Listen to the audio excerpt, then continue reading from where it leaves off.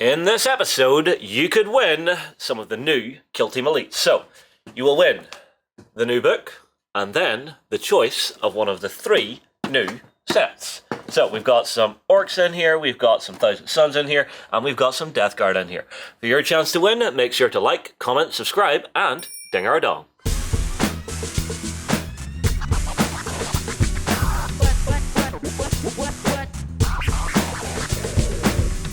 Good morning, everybody, and welcome to The Weekender. It has been another fabulous week in gaming, and this week I am joined by Jerry, I am joined by Ben, and I am joined by Martin, who you may know better as Laughing Boy from the website. Welcome, Martin. Thank you very much. Yeah, you've came over for a bit of a visit, and we've put you to work. Yeah, definitely. It's been great fun. I love getting involved in all the things going on in the project. There's been some interesting comments I've already seen from people about the laborious tasks I could be doing this week, but I've enjoyed every minute of it. Yeah, people are the worst. Trimming Warren's nose hair. Yeah. I'm sure. Let's go with that one for the next one. I think Diggler the Latrines was the worst one. It's like they have latrines here. It's why they have a side of the building and a big river outside. Yeah. Oh, no, we have the Irish conference rooms. If you've ever been to a boot camp, you know what we mean. All right, so some updates. Most importantly, the very first one is I have a bit of an announcement to make. Myself and Jerry are heading stateside to Historicon. So, it's a 4-day gaming event of many, many historical games that you and me are going to be doing coverage on, Jerry, yeah? Yes. Right, so one thing we are doing, though, is we are asking for some volunteers from the community to actually give us a hand. So, basically, that's standing there, acting as a human tripod, easy. Taking some photographs of the event and basically just giving us a hand to get things running. So if you want to reach out to me on the website, just send me a private message. I will get back to you. Yeah, don't send anything to me. No. I have no responsibilities here whatsoever. He does not tack well. Yeah. He does not tack well. But I'm looking forward to the event because it's one that we've never covered before and it's in Philadelphia. So first thing I have to get... in Philadelphia. He keeps saying Philadelphia. If you go to Philadelphia, you will not see this convention, for it is hundreds of miles away. Okay. Well, West exactly Philadelphia, right? So are you telling me we land in Philadelphia and then have hundreds of miles to travel from the airport? Yeah, not far from that. We are going to Lancaster in Pennsylvania. Okay. So it's mid-Pennsylvania. Okay, not a problem. And it's at the Marriott Hotel, which is a spectacular looking hotel. Well worth checking that one out on the face page. If you look at their website, they've actually gone and done a tour around it with Little Wars TV, and they've gone through the various floors that the convention is going to be on, because they don't just have tournaments, participation games. They've also got a trader stand. They've got a hobby studio set up where they'll be doing lessons throughout the 4 days, whether that's teaching people how to paint or do basic airbrushing, or if you're already competent, showing you how to do more advanced techniques with airbrushing. So there's an awful lot going on in all sort of aspects of it. So basically you and me are going to be running around like crazy to cover it all. Could be. I'll just be sucking all the goodness out of the history. Yeah, well, I mean, like I kind of imagine you just seeing your favorite gaming table and just laying down on it like your most comfortable bed and just rolling around in the miniatures. No, never do.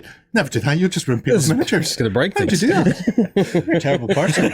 You're bad and you should feel bad. You won't get invited back with that kind of behaviour. You're first and last Historicon, apparently. You're worth turning up to see Justin Scrooge McDucking his way across a table for reasons. Oh dear. All right. Next bit of news that we have is that next weekend there will be no Weekender. I know, I'm sorry, but we will be at UK Games Expo covering the entire event. We will be live streaming, live blogging, and anyone who's turning up is more than welcome to join us for a pint. I'll take you up on that. UK Games Expo, join us for a pint. Salute, when I get to go to Salute. We're not having a backstage meetup. There's no drinking. No, McCabe can't have any of that. You're staying behind this time. Oh, Games Expo, yeah, let's all go for a pint. I see how this works. You still managed to get one. We don't trust you with the community members yet. If you think I'm going to be sober during Historicon, you're sadly mistaken. I'm just saying that. That could make for either the best or worst pieces of content we've ever made. Just as a quick thing for anyone who's maybe not gone to UK Games Expo before, we have actually done a series of videos with the guys behind the event. So if you want to go and check those out, we've got a really cool video about a first timers guide. So if you want to go and check that out and see what it's all about, you can go and do that. So there's some really cool stuff on the website for you to go and check out on that side. So, and UK Games Expo is amazing. It's probably my favourite convention. Yep. So See, I always like the vibe you get at Games Expo because it's very welcoming, and you've got such a broad spectrum of different like social groups that turn in, because you've got families, singles, old people, young people, all just mixing together, sitting down and playing some games. That and the traders always set up their stands with massive gaming areas. Yeah, it's my favourite event of the year. I take both of my oldest boys. This year we're doing all 3 days. The last couple of times we've done 2 days, but this year we're going to do all 3 because there's just so much to do. And it now means that we can literally sit down at almost every game we want to get a game of and play. It's not just about going there and buying things, right? It's really experiencing all the games that are on offer. Yeah, that, and then you have all the seminars and stuff that they run there as well, and then you've got some of the more adult things. What's the comedian's name that turns up there? That must be the convention next door to UK Games Expo. No, there's a comedian that turns up there. I forget his name. John something, I think. The guy who does Darkroom, yeah. I mean, like, it's an absolutely fabulous show. I mean, like, one of the best laughs I had last year was I got to interview this guy, and it was him being a smart ass and me being a smart ass. And I mean, like, Warren cringed at it, but I was giggling my ass off when I watched it again. What else do we have? Oh yes, more bad news. New weekend or the weekend after that.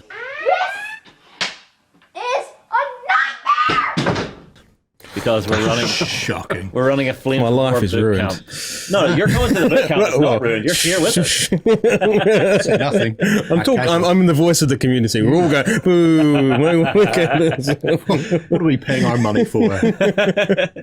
Well, like the weekend after that, we are running a boot camp for DDay. So it's the 75th anniversary, and we're doing it on the 7th, 8th, and 9th. So the Friday, Saturday, Sunday, which should be a great laugh, because everybody is getting the new 2-player starter box for Flames of War. So you've got Germans and Americans, so you can play whichever side you want. We're building tables like crazy. If you've been watching any of the vlogs on the main website, we go through all the process that we've been doing. I have went absolutely crazy with my 3D printers. I say my 3D printers are the office's ones, but I have had them running non-stop for about 4 months now to print out France.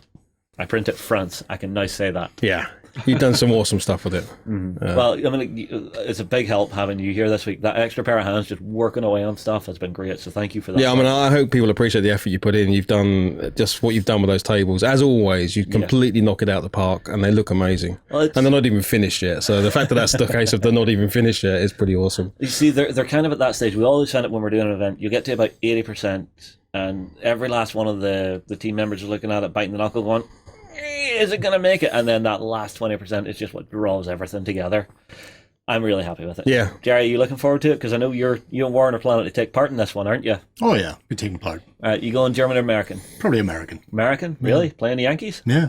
Right. I have 12,000 points of Germans at home. Oh, right. I do not need to start another Flames of War German army. What about you, Martin? What side are you going to go with? I really don't know. In the sort of the good guy in me always wants to go with the Brits or the Americans, but I might give the Germans a go. I mean, I'm going to end up building. Everything I do has to be 2-player because I always play with my boys in pretty much every game. So I'll be doing both forces.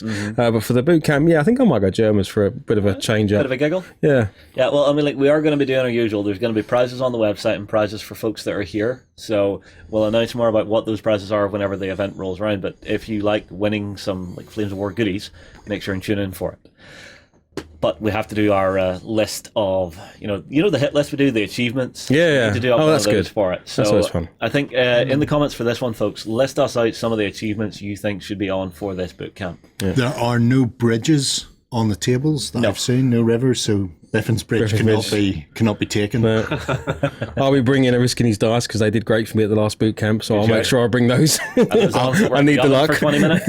I'll be stealing Lloyd's. He's already pre-baked his. All right, well, I think that's all the major updates we have at the moment. Yeah, Ben? Yeah, that's all of it so far. Yeah. All right, well, I tell you what, let's take a very, very quick swipe because Warren is wanting to jump in on this show for Warren Meets Matt.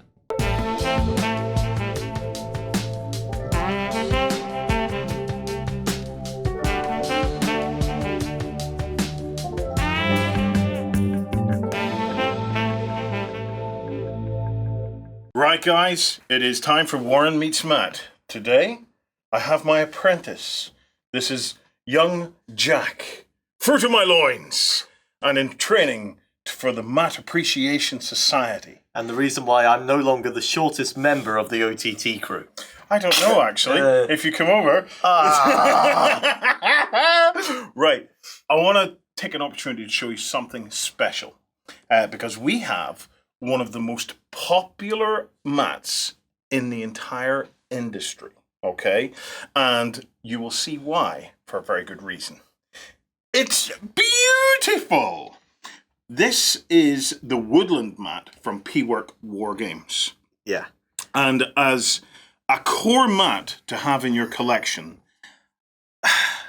it's hard not to say that this needs to be close to number one.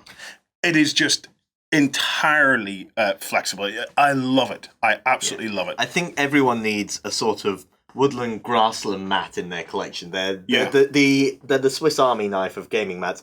And this one actually manages to be a bit more characterful than that, because it's not just a flat green area. Yeah. We have some cracked earth breaking through the middle, and then it's dotted around with patches of flowers if you look at some of the details around here as well. The resolution of the mat is absolutely beautiful. The color choices of the mat are astoundingly beautiful.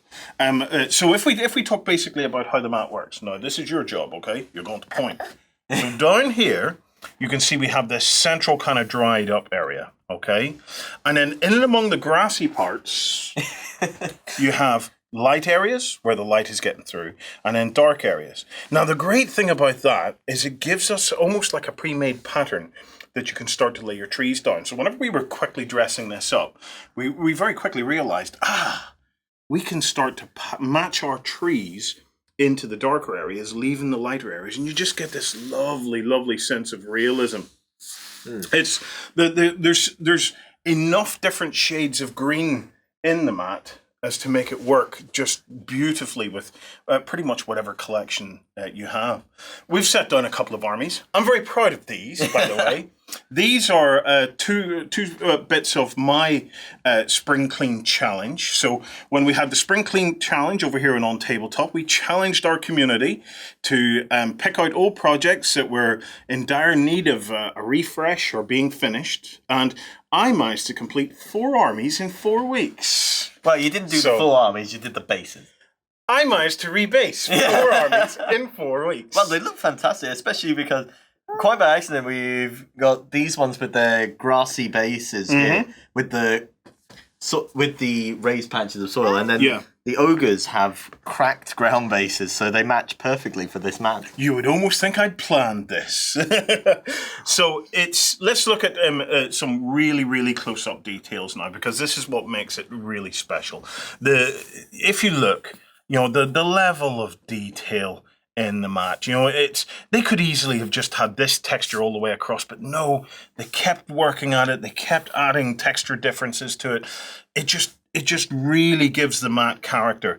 Like you, Sam, I'm a big fan of the flowers and just the little bits and pieces of light that kick through the mat itself.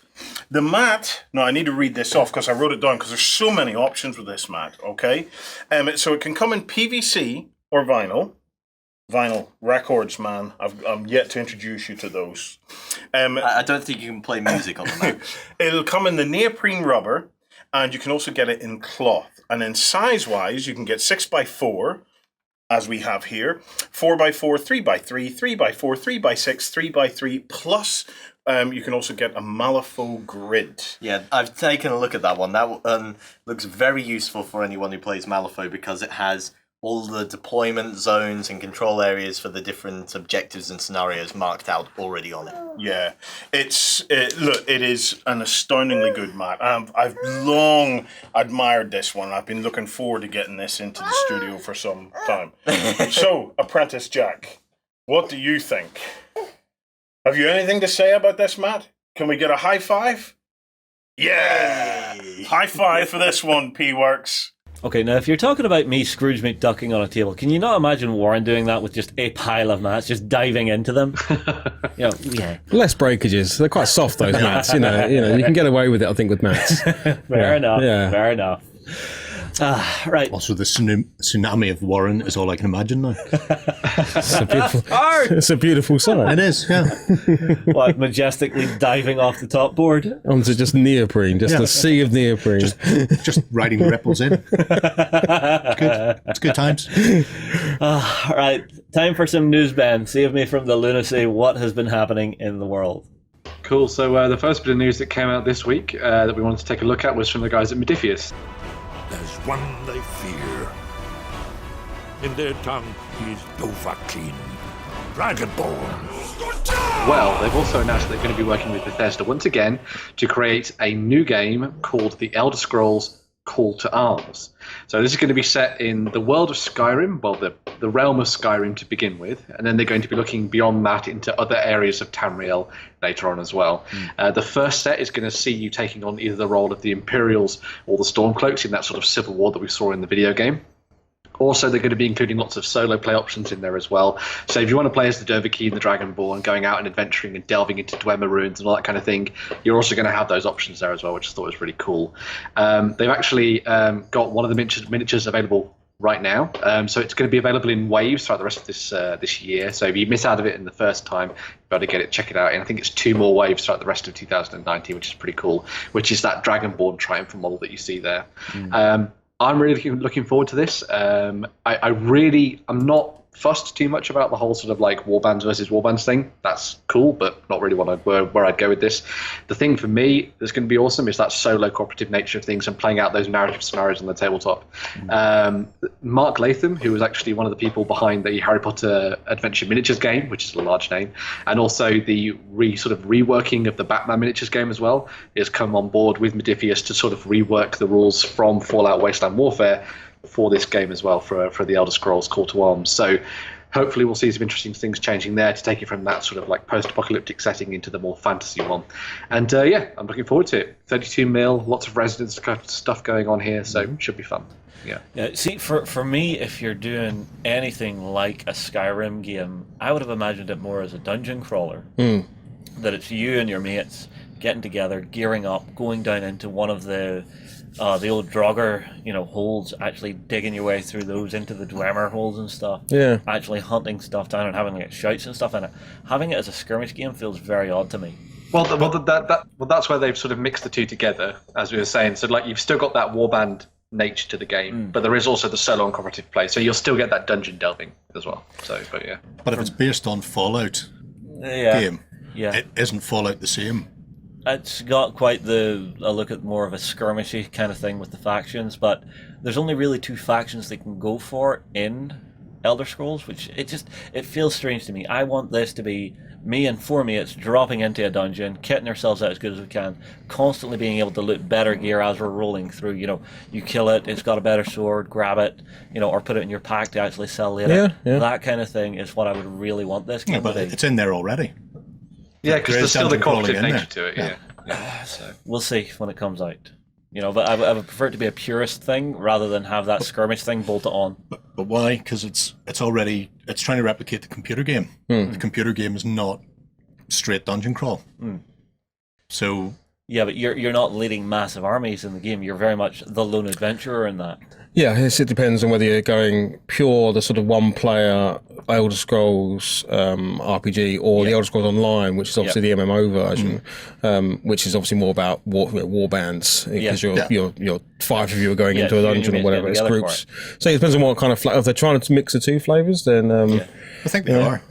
Well, one of the things as well that they've said is that they have, obviously because they're working with Bethesda on this, they've got access to all the other stuff that exists for the Elder Scrolls as well. So they've already pointed to Oblivion and ESO, Elder Scrolls Online. So you'll be able to see them expanding in different ways there, which is cool. So you'll get a look more of the sort of Imperials of Cyrodiil and that stuff that we saw in Oblivion, and the forces of I can't remember what they're called now, the demons.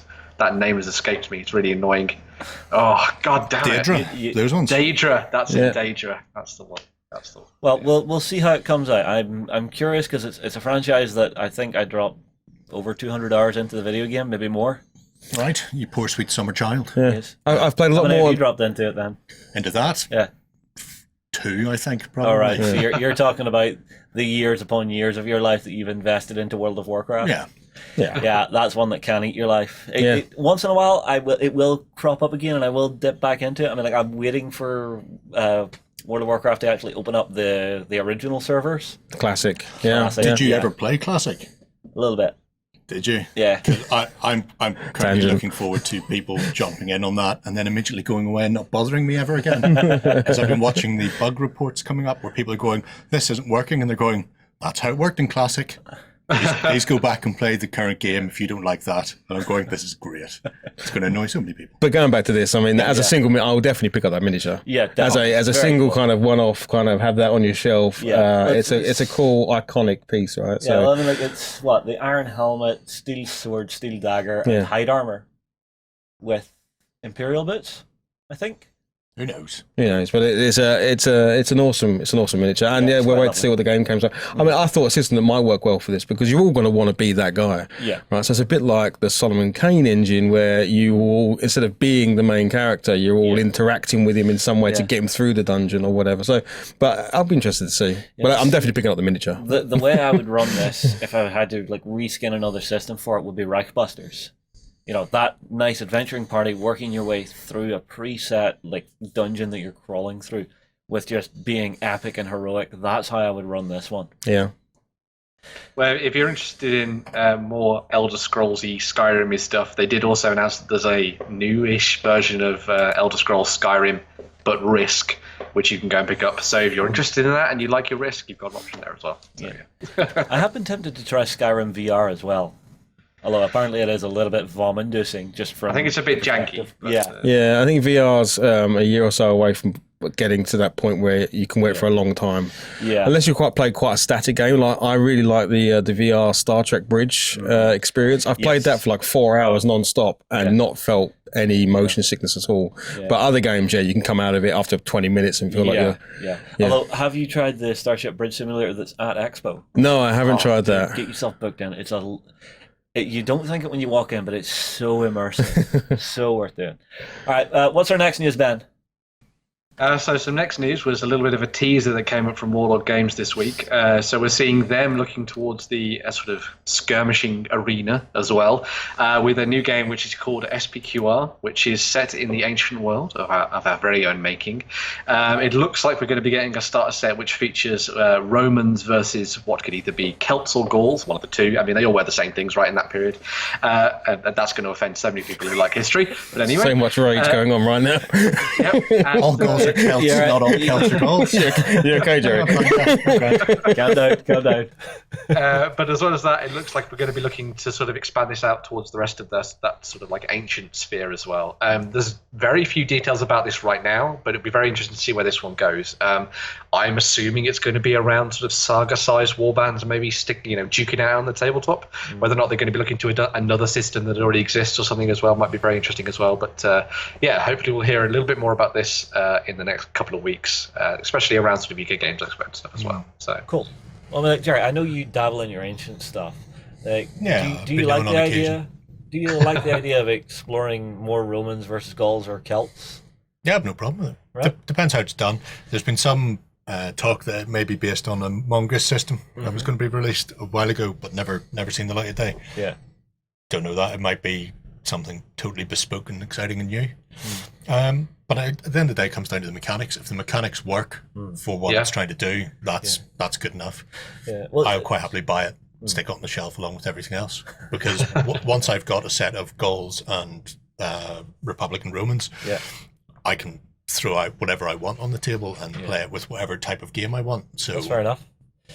I do notice that the rule systems you see for different time periods, there is a lot of variation with what they're trying to represent. Trying to represent laser cannon versus crossbow. There's a lot of difference to the mechanics that they use for some of those. Yeah. Yes, because they're two very different things, but depending on the game you're playing, they could be represented in exactly the same way. Yeah. There's no reason for them to vary because it depends what you're attempting to do. If you were to play a 6mm game or something small like that, shooting with a crossbow is pretty much the pinnacle of infantry shooting. Without going into war machines, shooting with laser guns would be the same in 6mm. So you could play exactly the same games in the same way. Just reskinning and changing models? It just depends the format and type of game you're attempting to bring to the tabletop. Interesting.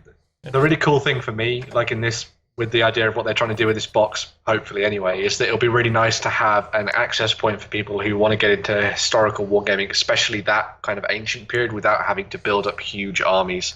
So being able to look at something like Egyptians, Greeks, Romans, etc., you know, a little bit like what we've seen with like Mortal Gods and stuff that the guys at Footsore are doing and things. Yeah. Having this game that's an accessible way to get into ancient wargaming without having to think that you've got to paint an entire legion effectively. So yeah. Right. The next piece of news is a mixture of heartwarming and rage-inducing. So, Ben?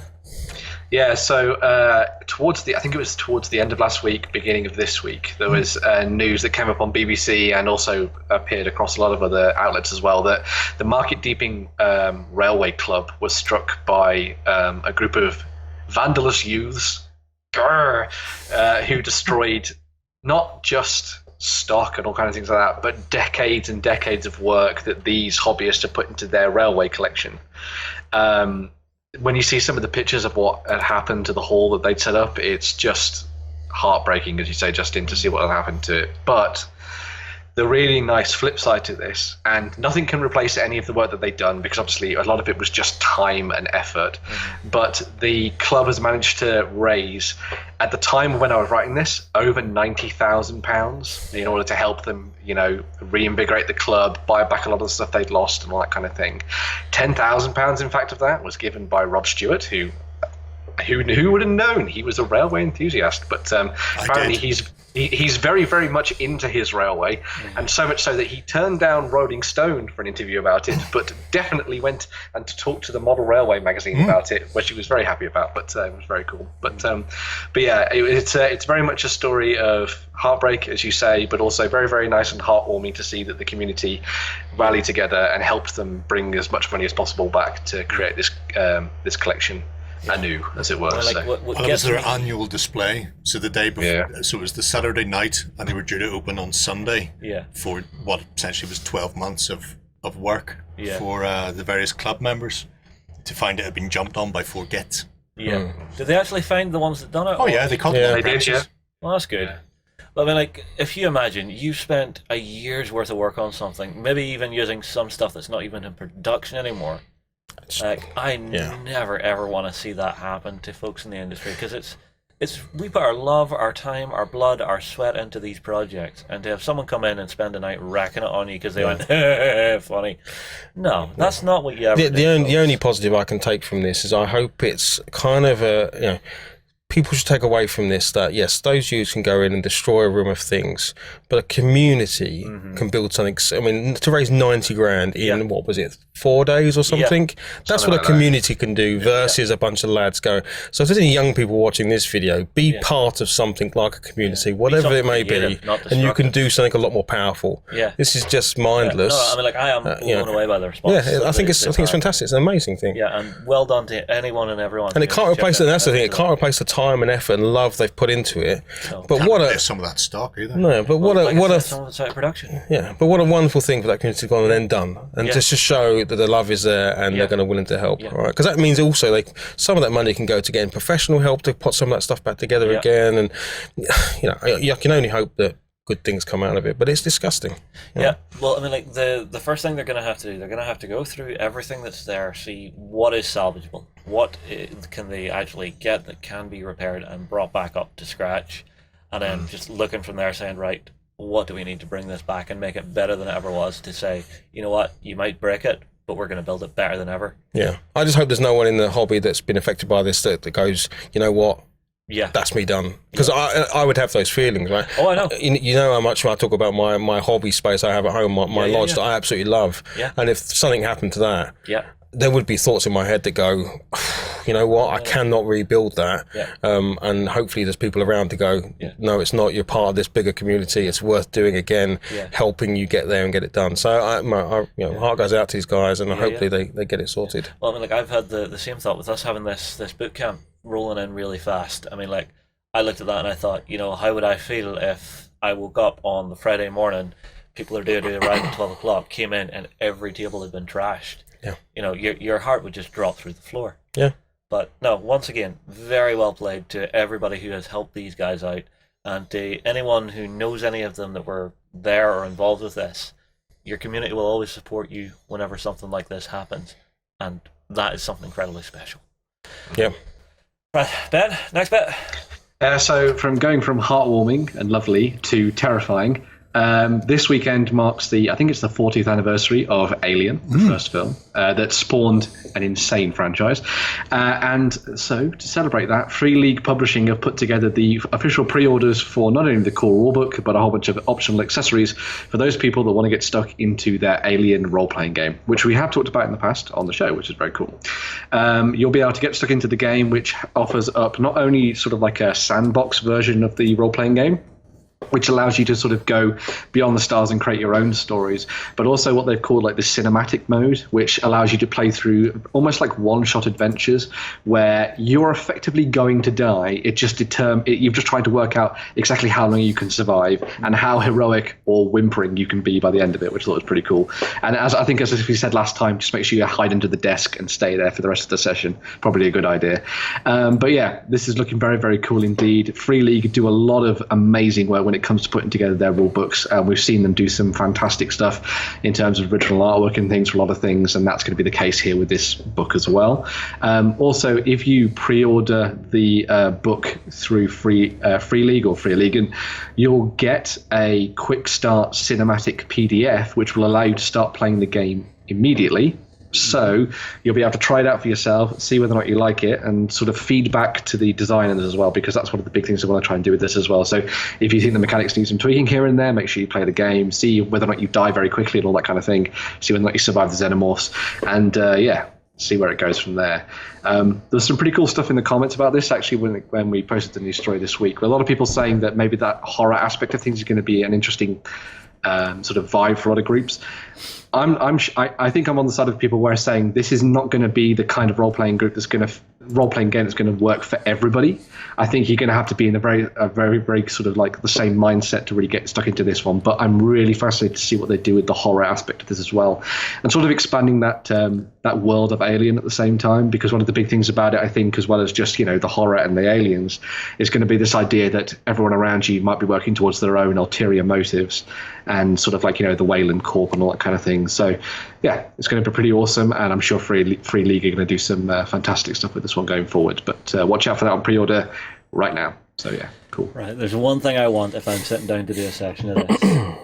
It either needs to be an app or just something you homebrew together and knock together. Get like a decibel meter with a limiter on it, so that if you hit a certain level of noise, it goes off, and then they have to run from the xenomorph, or just something bad happens to you because of the DM. Cool. Yeah. That would really, it would force that. Okay, we need to be quiet. We need to hide from it. No, what are you doing? Don't that! That could make for a really fun tension. That would be very cool. Yeah, that would be very cool. You gonna play this, Jerry? I may well play it.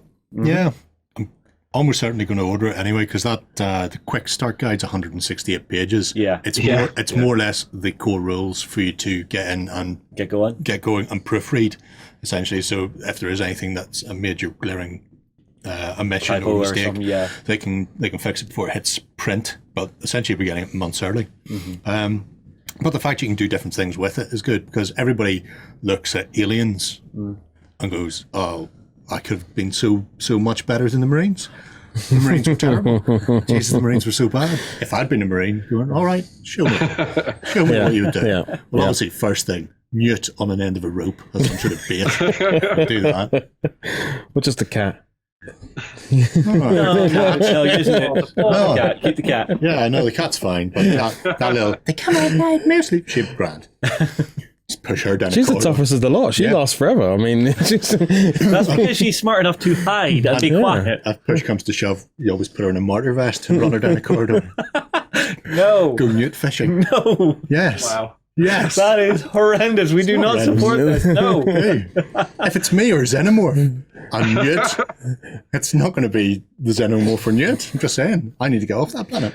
I do know. Hopefully, I mean, I'm sure this will cover, but obviously the feel from Alien to Aliens is very, very different, right? Yes. Alien, extreme horror, all about it was sort of claustrophobia thing. Yeah, like in here with quite scary. Thing. Aliens, you can go balls to the wall, start shooting everything from a distance, and all obviously, and there's a lot more aliens. Yes. So Alien. I actually I'm quite. I'm looking forward to when Jerry invites me to the night that he's going to run it. But You can play Newt. I'll happily be neat for you, so you can hang me out to dry. Dibs on Bishop. Dibs on Bishop. But yeah, but playing that space tracker Yeah. sort of thing is great. And an ideal way of doing that would be, a compound with one xenomorph in it, and just members starting to go. Yeah. Yeah. Because it doesn't matter if a player character gets munched, then they can be one of the other remaining people. Kind of like The Thing. I see. Or is there you well- would have a backlog of folks that as you die you pick a new one from the backlog? Yeah, That's good. that's actually quite cool. Or I don't know if you could even do this, rather. Yes, if you can think of it. If you get picked off by a face hugger, potentially you take on the role of an alien or something. I don't know. Is there a way to make that happen? I mean, maybe. I mean, like if we're doing it via Discord, you could have an aliens room and a humans room. I don't know. If you're off on your own, you're off on your own. I mean, it's a cool universe. Yeah. So any chance to get to play around that universe is going to be pretty good. Any chance to avoid Prometheus is an ideal opportunity to roleplay. Agreed. Although I wouldn't mind doing like an AVP one of this.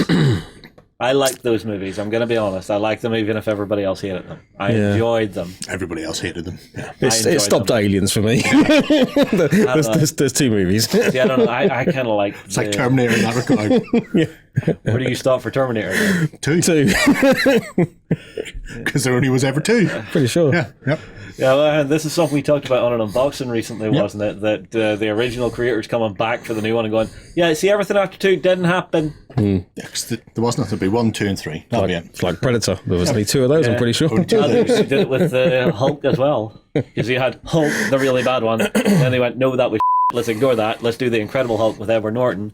And then he was actually meant to be Bruce Banner for the MCU, and then he started mucking about. Yeah, you can't count the first one because the first one wasn't Marvel Studios. No.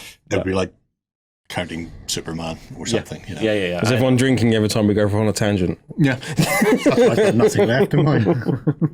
That's how that goes. But no, the idea of doing an alien RPG session, something really nice, just dark and creepy, could be a lot of fun. I mean, like even if it was like a Weyland-Yutani research site, where a xenomorph has broke out, so the very first thing that happens is one of you is infected by the facehugger. You don't know who it is, except for the person who's infected. The only downside I can see to it is I think this is probably one of those RPGs where it's as good as the DM that's running it. Yeah. That's all RPGs. Right, I think this is really, really hard because you've got to go dark and you've got to really believe the world you're in, and that's going to be difficult to do. To your players. Yeah, so that's me out then. I'm sweetness and light when I'm running a game. But I'd love to have a go at it. There's 2 more bits of role-playing news coming up in the rest of the show. The first one of these starts from the guys at Cubicle Summit, who've dropped some more information on their Age of Sigmar role-playing game, which has now been subtitled Soulbound.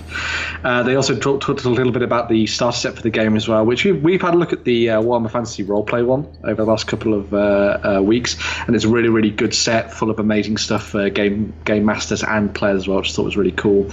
And this new one is taking us to the Mortal Realms and the world of Age of Sigmar, which is pretty awesome.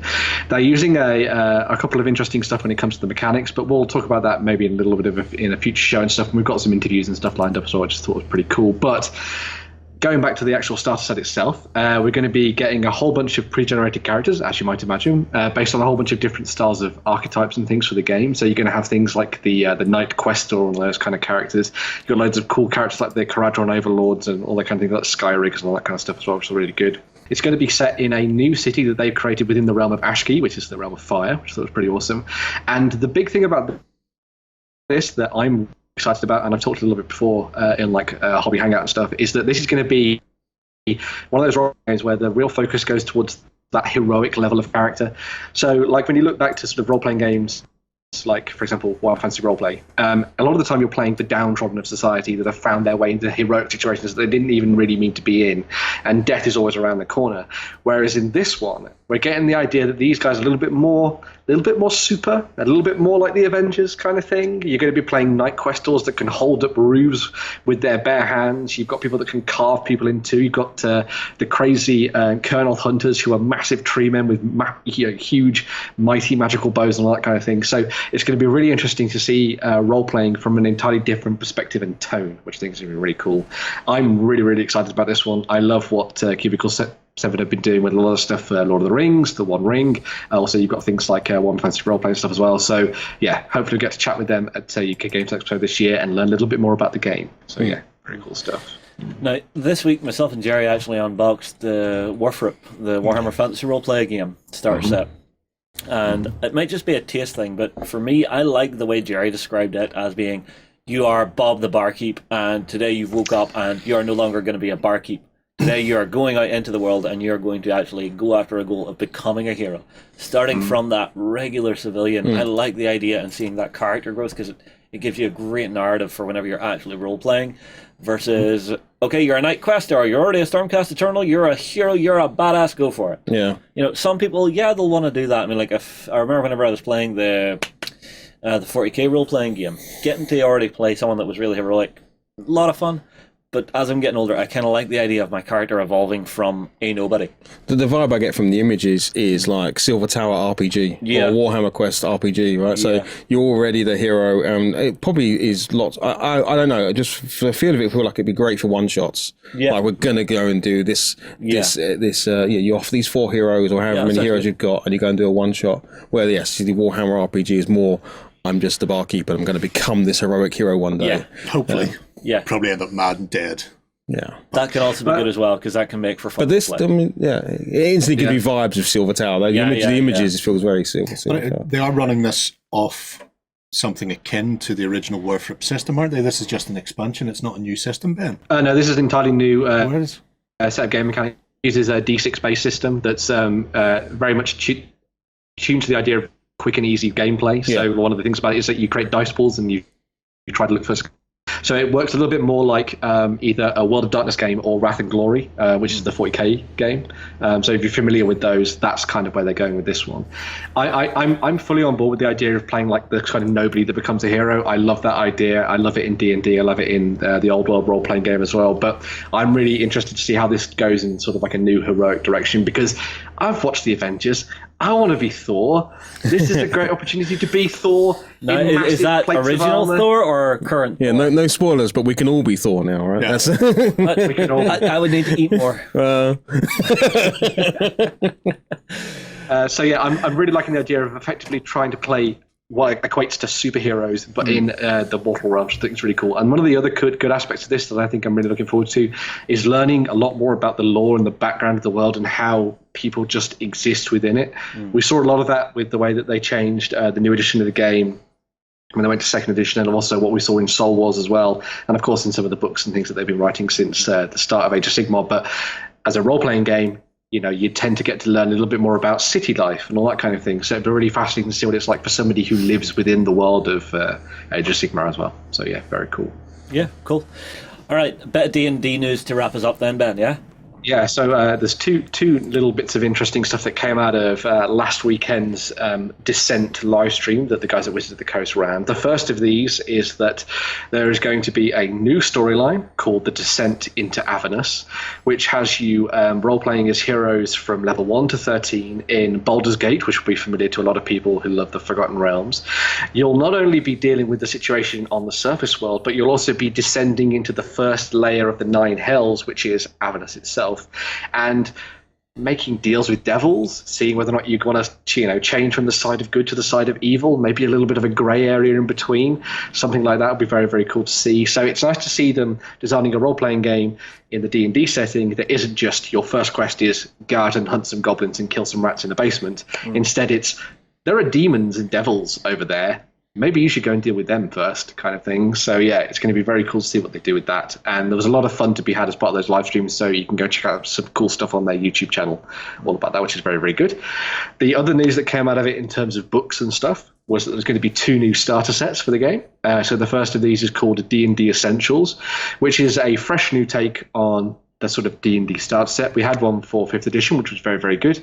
But this one sort of like revamps stuff and changes things up a little bit to make it a little bit easier to get stuck into for between 2 to 5 players, because the game comes with alternative rules and mechanics for playing 1 versus 1 sessions. So if you want to play it with your partner or a friend or whatever, and you don't have many other people around you who play D&D, this is going to be a really good opportunity for you to just play one-on-one sessions with someone else.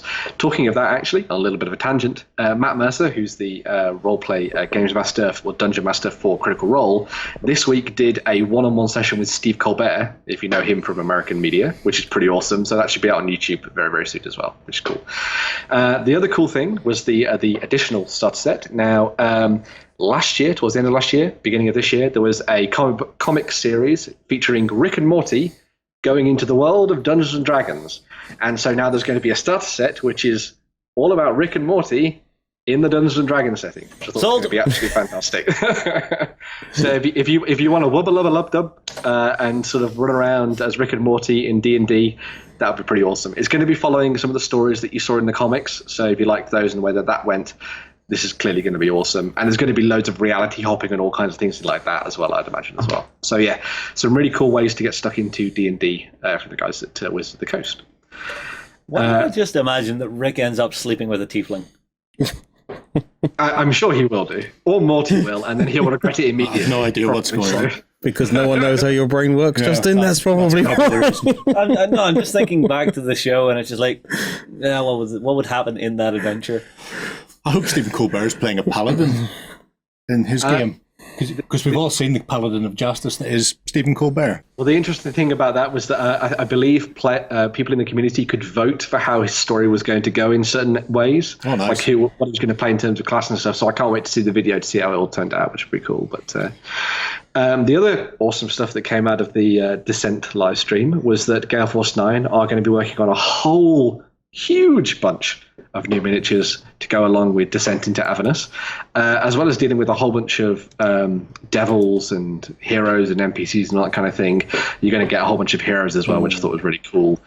These are all going to be part of their lineup they do, which sometimes has limited runs, sometimes doesn't. They're going to be covering all kinds of things, like some of the big boss monsters you're going to be fighting in Descent into Avernus, as well as some of the NPCs you'll meet on the way as well. So it's really good for dungeon masters who want to try and illustrate certain characters on the tabletop without just showing them a piece of artwork and that kind of thing. So for anyone who likes miniatures, there's some really cool options here. As well as that, they also teamed up to do a whole bunch of stuff for people that sort of work on the periphery for Wizards of the Coast as well. So they've recreated Beadle and Grimm, who is the company and their characters that they play in D&D, and they do a lot of the really cool sort of alternative covers for the books and things, which I thought was really nice. And they also redid two of Joe Manganiello's characters. So instead of just being Archon the Cruel, which is one of his coolest characters that he's ever created, he also did a Minotaur character and a Turtle character as well. So they've redone them in resin as well, which I thought was pretty awesome. So yeah, some very, very cool stuff for people that in any way like Dungeons and Dragons. Lots of awesome stuff on the way.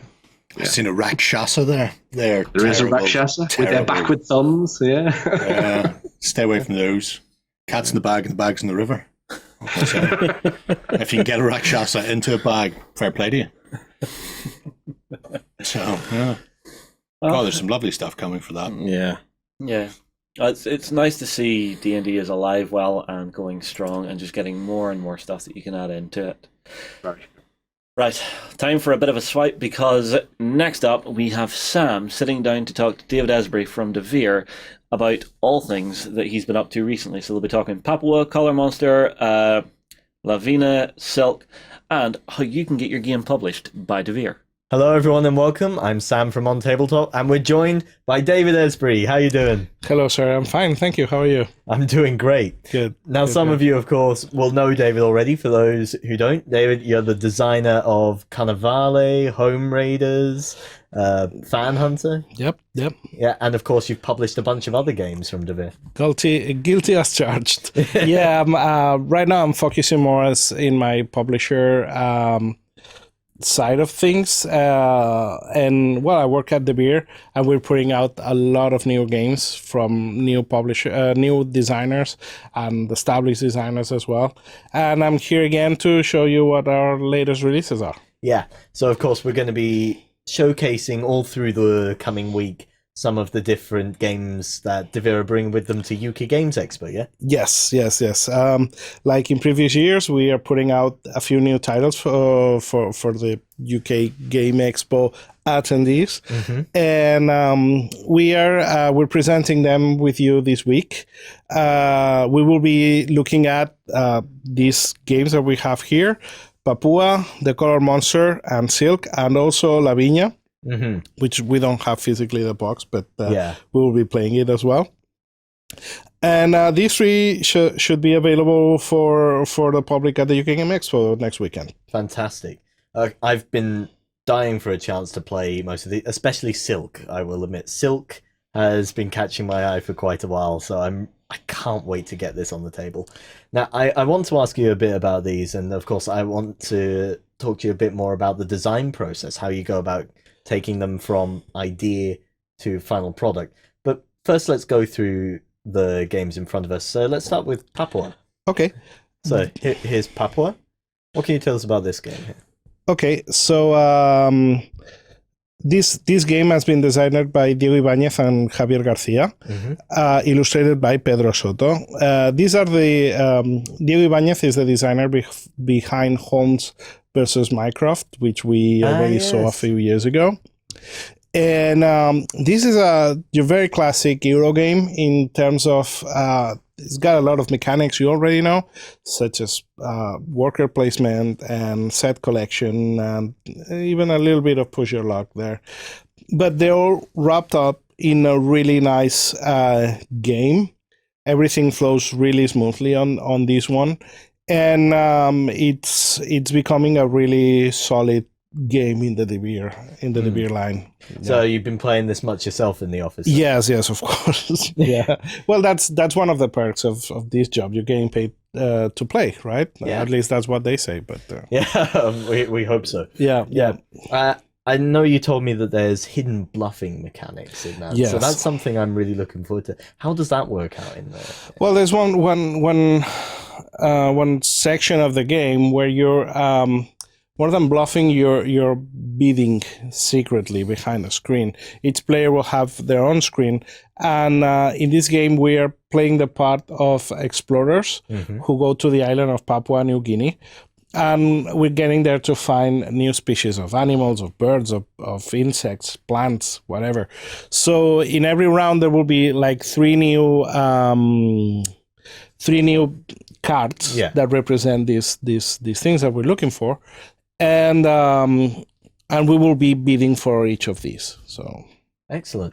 I remember years ago I wrote an article for the site on things that needed to be turned into games. And one of them was the age of exploration, the age of discovery. Okay. Because there was so much you can use in that. There's so much you could dive into. So I'm interested to see how this game captures that time period. Yeah, I have the feeling that it will scratch that itch pretty well. Yeah. Okay, the next one along here is one. This is probably, if you can call a board game say it's really important, I think this is a really important release, The Color Monster. Yeah. Just bring that forward here under the close cam. Okay. Well, I won't be the one to say so, but I have to agree. I think that this is a board game, and it's more than that. It becomes more than a board game.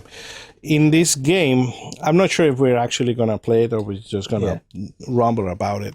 But this is a game for little children, for kids from 3-4 year olds onwards, in which we are cooperating. This is a cooperative game. We will be moving the color monster along different spaces which represent emotions. And this game will give us the excuse to talk about emotions. That would give the parents a really good tool to have these conversations with the little ones. That will give teachers the opportunity to make them think about them, about these things. So that is, and I know I've said this before, but when I worked as an English teacher in Japan, take a shot. I know you all want to.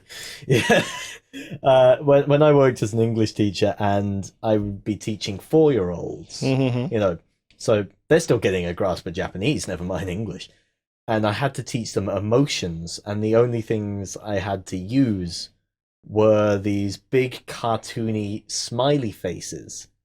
And that works for things like I'm happy, I'm sad, I'm angry, but it doesn't work so well for mid-range emotions. Yes. You see someone just looking like that could be they're sad, they're sleepy, so there would be a lot of confusion. Yeah. Having something that encourages that talk, I really wish this game had been around. Yeah, I'm looking forward for the chance to talk in particular with Warren about it, because he's a father. He's gone through all this. So I mean, you and I we can talk about this, but neither of us has children yet. No. So having the point of view of a parent, I think that this is going to be really interesting. Yeah, definitely. Now, I will admit I've also got a bit of a vested interest in it. Can I talk about this? Yeah. Sure. Yeah, I did the UK localization proofreading for Color Monster, so I've got a little vested interest in seeing this one on the shelves. Good. Okay, and the last one just that we've got here, of course, is Silk. If you can bring that under the close cam for me. Yeah. Over here. Oops. There we go. Yeah, I'm a bit clumsy with this. No worries. So this is Silk, and I can go on and on about how much I love that art for days, but I'm sure everyone's already fed up hearing me say that. Well, I mean, art is a very important thing in a board game. I mean, and I would be happy to talk for hours about art in board games. Yeah, because you're an illustrator yourself, aren't you? Exactly. I mean, coming from that particular professional skew, I would have a lot to talk about art. And actually, yes, I mean, I looked for this particular illustrator to work on this game. His name is Roque Espinet, and he's an amazing artist. And the game designed by Luis Ranedo actually ties everything together really nicely.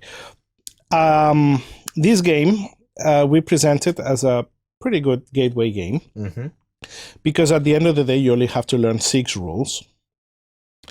But it has enough crunch, enough tactical decisions that you have to be taking all the time, that more experienced players will have a blast playing this game. Yeah. I mean, I can tell you that we released this game in Essen last year. Yeah. It was released in the US. It sold out within a week. When we released it in Spain in January, it sold out really fast as well. Now we are working on getting reprints, but it's made in China, so it takes a while. And we will be launching this game at the UK Game Expo. So I'd say I would rather go and get a copy real fast, because hopefully they will fly off the shelves really soon. So yeah, I may well have to pick up my own copy at UK Games Expo. Good, I think, good. because I really love the look and feel of this game, and I'm happy to hear that it's been doing so well. Yeah.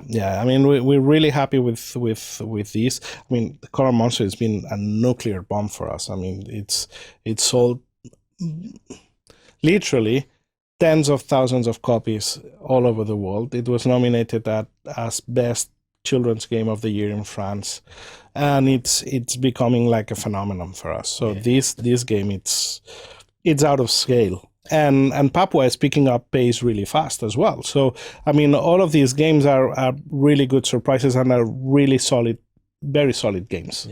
What you were saying just I actually just jogged something in my memory from when I was reading over the rulebook for Color Monster. I think at the end of the rulebook, it included some notes for advice on how teachers and therapists could make use of it. Yeah, and parents, yes. Yeah, it was a really nice touch to see that. Sorry, I keep coming back to this. I really love the idea of Color Monster. Good. Now, as we mentioned, there is one game that we're going to play that is missing here. Yes, Lavinia. Lavinia. Lavinia is a new game that we will be presenting for the first time at the UK Game Expo, if everything goes according to plan. When we are recording this, we already sent the game to the printers, and we're really, really pushing them to make sure that we get it on time for the UK Game Expo, and I really hope we do. this game is by José Ramón Palacios. This is the first game published by this designer and illustrated by Joan Guardiet. And in this game, you will be collecting different cards which represent grape on this fantastic piece of land where they have like the best grapes ever. And we will be collecting these grapes and selling them to wineries at the end of every round. Okay. I think we will see more about the gameplay when we get the chance to play it. Of course.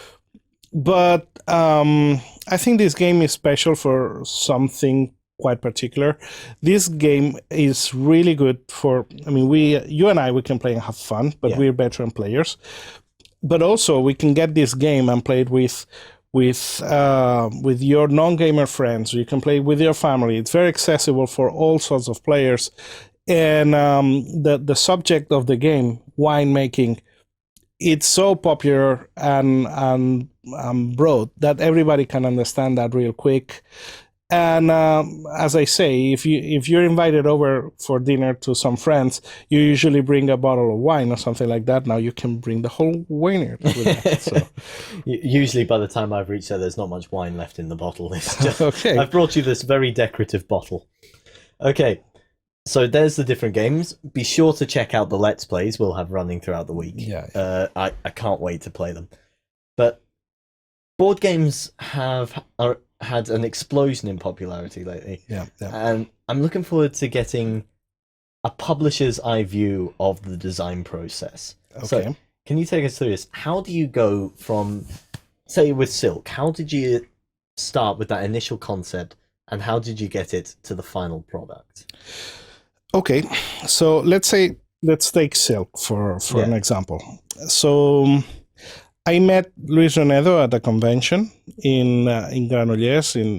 The convention is called Jugar per Jugar, and that convention is very focused on designers, on their new games that they're designing and stuff like that. So I met him one year. He presented a game. We didn't make it. The following year, he sent me an email, said, David, I want to show you a new game that I'm working on.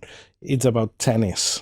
Tennis? Yes. And I was like, oh, man. All right. Okay, I'm going to see your game. I got to tell you off the bat that we usually don't do sports games, but okay, let's do that. So I meet with a guy at his table in this convention, and he says he's got a game set up. And he says, all right, I will break this down and bring out the tennis game. And I said, no, I don't want to see the tennis game. Just show me this one, because the tennis game doesn't have a lot of chances. So he showed me that game, and it was the game that would become Silk. And I sat down, and I was immediately hooked. We were playing like the 2-player version, and the game ran really smoothly. It was really easy to teach. I mean, he taught me how to play in 10 minutes. And we were playing, and we were taking really interesting decisions all the time. And we were head-to-head, and we were having fun. And he won, I believe. But I was hooked. I thought that was a really good game. So I said, all right, because I don't take all the decisions, let me take this home to the office, and we will play it with the team. So that's what we did, and we thought that it was a good game. And we decided to move along with it. To be honest, the rules were there. There was not much to be done with it. But from a publisher's point of view, you always have to fine-tune the rules, the text. Yeah. So sometimes designers may be really good game designers, but in terms of putting the rules in the text, that's something that needs to be polished most of the time. I have to ask, was the theme already in there, the theme of shepherding silkworms, or was that something that came along later? It came along the way, because the original theme was about shepherding stuff. Okay. Which it's very common. It was about sheep. Oh, okay. But the world of board games doesn't need more sheep games. So it's got plenty of those. So we all that's running through my head is a million Catan wood for sheep jokes. It's just it's all about that all the time. So we decided, all right, let's keep it more or less where it is, but also the original theme didn't really fit the gameplay because the gameplay is it's a bit aggressive sometimes. So we decided to move this to a fantastical world, to get it with giant silkworms that made this silk, that you've got these shepherds moving around and they're special dogs with horns and stuff. Yeah. So that was a little bit of my work. I must admit that this is the part of the process that I really enjoy the most, like world building and creating these things. So I wanted to work with Rock. I already know his work, so I got in touch with him and I sent him a few sketches of the characters that I did myself. I said I would like to do something more or less like this. So he got those really simple sketches and run with them into a great world that he's put into visuals with this game, and it was a great process. I really enjoyed it. Then once we have the art done, it falls into the hands of the graphic designer, where he puts everything in its place. In this case, Basco. He made a really nice, clear rulebook to be read. He came up with this fantastic logo that's very clean and sharp. And we designed the little meeples. I mean, we could have gone with just wooden cubes or something like that, but that's easy. Yeah. Let's try to make something specific for this game. So we decided to go one step beyond and make our own little silkworms, our own little Okami with his eyes printed on, the shepherd, the dog. So everything is custom made for this game. I remember seeing those components when you had it laid out at Essen, and those were part of what drew me to the game, because they were recognizable wooden meeple pieces, but they did have their own look and feel, and they matched the art style and the theme very well. Yeah, I think they do. Also, the colors we choose, they were not your typical red, green, yellow, blue. There's nothing wrong with that, but we wanted to do something unique for this game as well. So also the pieces are purple, brown, greenish, yellowy. Yeah. So it's everything has been custom made, and we want that flair to be noticeable. Okay. So this has been more or less a process of making silk. Yeah. And so far we couldn't be happier. Yeah, it's ended up with a brilliant product. But is that how many of these games start? You meet someone at a convention? Yeah, that's the best way, to be honest. At least for me, I'm talking from my particular experience. I mean, when I started in this editorial position, I was very looking forward to receive emails, and I said to myself, I'm gonna read them all. I'm gonna give them valuable feedback to everybody who sends me a game. But at the end of the day, I don't have the time to do that, and it doesn't work for me. I mean, the publishing department in Devir, it's pretty small, so we don't have a lot of resources, so we can't just see everything that we receive by email. So what we are telling new designers to do is try to meet us at conventions. We're not difficult to find. I mean, we are usually in Gen Con, we are at DAO in Barcelona, we are in Essen, we are at Nuremberg, we are at the UK Game Expo, we are in Gen Con. So if you want to show a game to Devir or to any other publisher, try to arrange a meeting with them at one of these conventions. Send them a little introduction of your game. What is it about? How does it play? I'm talking about like 2 paragraphs. Yeah. What makes it unique? What makes it different from anything else? Where is it fun, or why is it fun to play? And if you can do that, also if you can identify your target, this is for heavy hardcore gamers. This is for new people who are getting into the hobby, or this is for families. If you send an email, this game is for everybody. No, it's not. It's not for everybody. It's not gonna cater to everybody. So know your game, know your public, know the publisher. Yes. I mean, research what they do. You're not going to pitch a new Warhammer 40k to Devir, right? Exactly. I mean, even if it was Warhammer 40k with the success it has, we wouldn't take it because we are not the right publisher for a game like that, right? So try to do that. And if you can condense that on a single sheet of paper, put it in your email, send it away a few days before the convention, and try to find the time with that publisher to show them your game. Mm-hmm. Then that's a good way of doing it. Also, bear in mind that it's not very likely that you will play a whole game with him because there's so much for us to do. So we will probably be talking about your game rather than playing your game. So if there's something that sounds right, we may take it home and then play it at home without you. So make sure it works. So there's a lot of stuff that you want to bear in mind before submitting a game. But if this is what you want to do, go for it. Yeah, fantastic. I was actually going to make that my last question. Do you have any advice for games designers wanted to break in? But okay. I think you covered everything there. Yeah, I think so. I mean, that's it. Try to just do something that it's fun, that it's unique, which is not easy because there's thousands of new games being put out every year.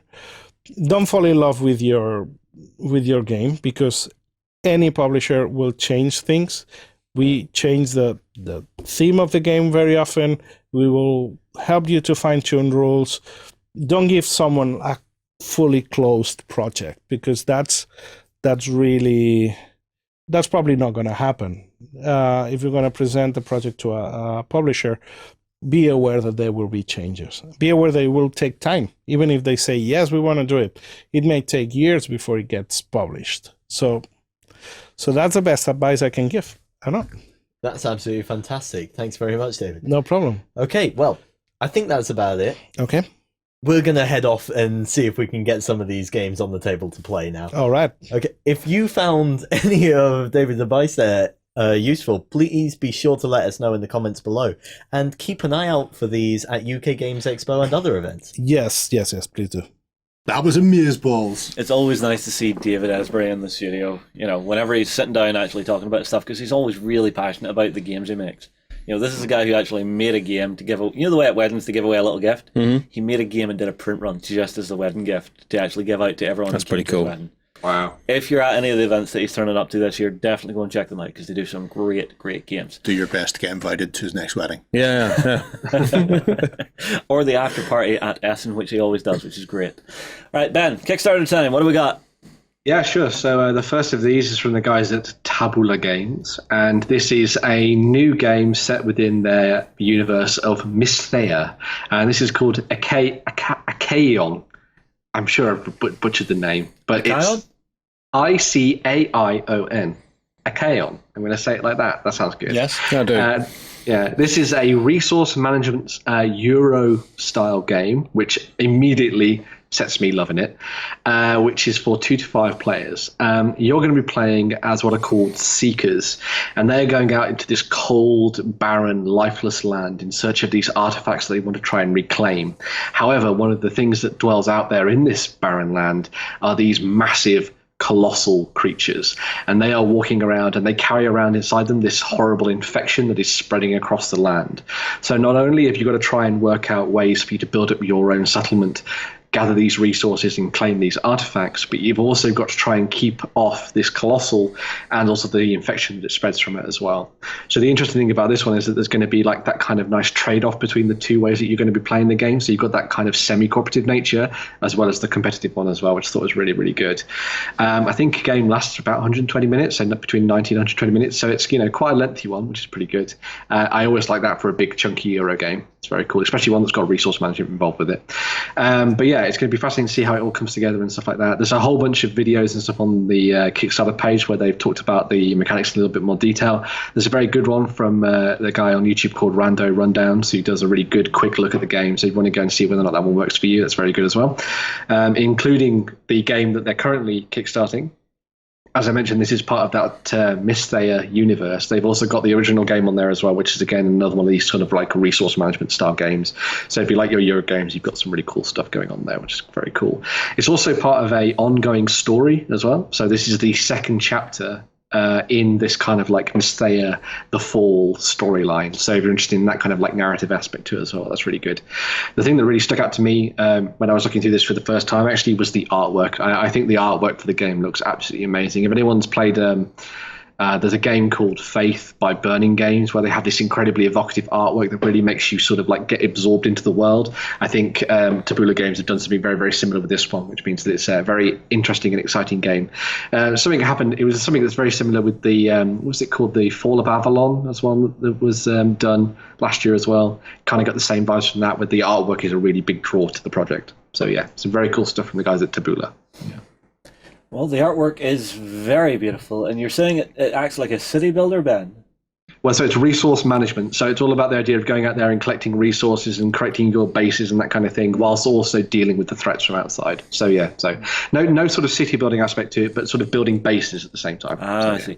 See, I do kind of like that I can sort of build an infrastructure to actually, help me along with the rest of the game. It's something I quite enjoy in some games. Yeah, it's got sort of like an interesting sort of RTS style feel to it. So if you like, games like StarCraft and that kind of thing, but sort of like on a broader scale, this is something that you might be interested in. So, have they done a Let's Play at all on the Kickstarter? Because normally at the bottom they have kind of Let's Plays and stuff. I'd like to see it in action, basically. Yeah. There's a whole bunch of you can download the rulebook, I think, as well, but there's a whole bunch of sort of Let's Plays and sort of game run-throughs of the mechanics and all that kind of thing. So you'll be able to try before you buy, effectively, which is good. But I agree with you. To me, the artwork is what instantly draws you to it. I mean, that first image is really nice. It's very some very of the good. miniature sculpts are absolutely gorgeous. I love the machine, the Seeker miniature of the machine, just that little hunched over. Yeah, I wonder how much the miniatures are used more than just are they just there on the board versus because I think you guys have had this conversation before where sometimes the miniatures are almost just tokens, really. Yeah. But that said, they look amazing, and the artwork the artwork is fantastic. Fun and games. Yeah, lovely artwork there. Gives you a good sense. And who doesn't want world. red gemmed encrusted boots? It's handy for when you're dancing with somebody. Probably next up, Ben, what do we got? So next up, we're looking to a miniature-based Kickstarter, and this is from the guys at Atlantis, who have bought. They've done ogres, they've done orcs, they've done mystical creatures from across the lands, and now they have turned their attention to wood elves. So the guys at Atlantis Miniatures are on Kickstarter right now, looking to fund, well, they've already funded it, but looking to fund a warband of cool wood elves that you could use in your role-playing games, your skirmish games, and all kinds of things like that. They've worked on sort of like a core bunch of units that you could use for your games, including archers and warriors, but they've also got a whole bunch of characters in there as well. So you've got some really nice things like the druids and the sorcerers and the rangers and that kind of thing as well, which I thought was really good. And they're also working towards things like mounted characters. So you've got things like the prince and the princess, which is pretty cool. They've got some of the options there too, which I thought was good. But yeah, as I grow older, I am starting to turn my attention from dwarves to elves. You've heard it here, folks. I'm becoming a lover of the knife ear, which is a slur, but and I'm starting to like the Elgi rather than the Dowie. The apocalypse is coming. Something's wrong. What have you done? Where is the real Ben? Unleash him from the closet. You have him locked inside now. Start pouring water and food immediately. The apocalypse is on its way. I do quite like the design of these. They've got almost a Dragon Age Origins feel to them, if you remember the game. That's very nice. That's the thing that I'm really liking about what they've done here with these. And I will state that it's specifically wood elves that I like, not normal Ponzi high elves. Boo, boo, boo. I like elves that look like they could kick someone's ass, and these ones do, which I think is really cool. It starts off with wood elves, Ben, and then slowly, The problem is he now has wood for elves. And I love the way they've melded nature into the very sculpts that you see here. So you can see it in the kind of like the horn ridges they've got, which I thought was really cool. Which kind of reminds me a little bit that Kunari in Dragon Age, which is where kind of like a link there was really good. But yeah, some really awesome stuff that you can see here as part of their Kickstarter page. And if anyone's actually picked up any of the Atlantis miniatures before, they are of a very, very high quality. I can say with surety anyway that I picked up the dwarves that they did as part of their Kickstarter, and they are absolutely amazing. So they've got a good pedigree with this one. So make sure you go and check it out and see what you think of this campaign. Very good if you're getting stuck into things like Saga Age of Magic or Wall of Zevera one. Just to mention those never two thought games. of that. Yeah. You've said the magic word. That's very good. Wake Jerry up. I do like how their elves have horns. Yeah. They're not the standard typical elves. Let's see. So, well, not all of them have them, but you can see there's enough of them do. Yeah. So there's one over here, for example. The more noble characters, I think it is. So, yeah. See, I like the tribal design to the armor and stuff that they're wearing. It's really nicely done. Yeah, they're great. I mean, if that's what they turn out looking like, then they look great, right? They were based on the dwarves, and they did a Minotaurs? was it orcs. They did There's Minotaurs. orcs, Minotaurs as well. And all kinds of They've things. all pretty much come out looking like the renders did. So Yeah, although one Fantastic. thing they do with the renders that just makes them so appealing is that big head of source lighting on them. Just makes them look so much nicer than if it was just a flat grey render. Yeah. Me likey. won't be getting them though. 'Cause No? they're still knife ears. He says that. He probably will Elves get of the them. Wind. At least he can buy them. He can feel okay so long as he doesn't play them. Yeah. All right, what's our last Kickstarter, Ben? So the last Kickstarter I'm looking at is from a little bit of a smaller company. Now, some of you might know who Statue Crest Miniatures are. They've done a whole bunch of different things over the years where they've designed things like pulpy, sort of Cthulhu-esque miniatures. They did a whole range of awesome heads for alternative heads, both male and female, for use on things like Space Marines and Stormcaster Tales and that kind of thing. Even before Games Workshop were looking at doing the female sculpts for that range as well, which I thought was really good. They also did some really awesome alternative Hero Quest models as well, but they like to change. They sort of like change their mind every so often and sort of go off in a new direction. And sometimes you'll find that the sculptor behind the range actually creates something that's just completely out of the blue. And so this is one of those projects. So this is called Left at the Bottom of the Garden, and it's a bunch of toy box style miniatures that have no reason to be used. They're not for a game or anything in particular. They just look wonderful. I think they are absolutely amazing. You've got, I think, as part of the collection as a whole, there are a pair of cloth dolls. There are some beanbag cats, which I thought was wonderful. Yeah. Some singing toy rats, a toy penguin, and some toy hoodie crows as well. And if you were going to use this in anything, I could see these being great as alternative things to use in board games. Maybe if you wanted to use them for markers in something like Stuffed Fables or something like that. Or if you wanted to play a game that was a little bit more sort of like on the stranger fantasy side of things, you've got things like you could use these for Thud and Blunder, for example. So if you want to take them off in a different direction, and instead of your sort of like normal typical orcs and goblins and that kind of thing, you could do something with those as well. But yeah, a really cool set of miniatures that could be used for a whole bunch of different things. And in any case, they just look very lovely. So if you like lovely things, go and have a look at this Kickstarter. Yeah, I would see something. Or I've seen people throw crazy warbands together for things like Frostgrave and stuff. You know, you could stick this in more into, the good fun. Does it say anything about me that I looked at those and went, they're not toys? I looked at those and went, that's dead things that have been stitched back together. Actually, it does. Yes, yeah. If you could use those as your new crew in Malifaux, for example. That could be that'd be Or in cool. Hordes. Yeah. You know what's the name? Oh yes, I can't remember the name either. Grimkin. Yes. Yeah. Use them as some of the Grimkin if you painted them up right. Yeah. You could make them look super. But yes, stitched together animals. I think they're awesome. Yeah. I love everything about them. And also, I've got the Poddington peas stuck in my head. That because of this, or just you just have them in you stuck in your head? You know the song, the Poddington peas, don't you? That's part about the garden. Exactly. Amongst the birds and the bees, there are a lot of little people. Everyone, they're called the Poddington peas. Before my time, They're sleepy, black-eyed pea and grumpy. They're all peas. Yeah, I get That's it. the joke. I get the That's the idea. peas. I get the idea. Grumpy. Yes, I get it. It's not P-Y, it's P-E-A. I get it. Yeah. Yes. Funny. Peas. Funny. Funny. Funny. Garden. Peas. All right, I think we're going to end the show on that as Jerry slowly goes insane and well, we were supposed to pick one, guys. What happened to the everyone picks a Kickstarter? All right, you're making it. Come on, I'm keeping the traditions. I've been watching long enough now. there's traditions to this. Okay, you want to get your one in? Which one are you going for? Would you pick that? I'd probably go, given that I had my first game of Saga last night and I'm hoping to get a game of Age of Magic, I'd probably go Wood Elves to give myself a nice Age of Magic. I would probably go for the Wood Elves just because they're so gorgeous. Benjamino? Well, I would have. As much as I love the beautiful miniatures from Left at the Bottom of the Garden, Wood Elves, man. I love Wood Elves. So, this is so weird. That's 3 wrong already. There you go. That's the one you should have picked. This one right here. There are a lot of little people. All right.